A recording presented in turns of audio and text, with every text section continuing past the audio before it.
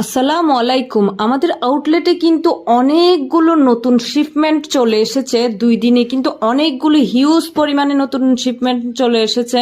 তাই ঈদুল আজহা উপলক্ষে কিন্তু আপনাদের জন্য আমাদের আউটলেটে থাকছে নিত্য নতুন ডিজাইনের কিন্তু কালেকশন।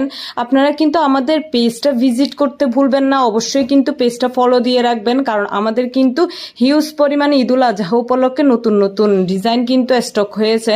তাই এক ছাদের নিচে কিন্তু আপনারা সব কিছুই পেয়ে যাচ্ছেন। আপুদের জন্য কিন্তু সব কিছুই আছে।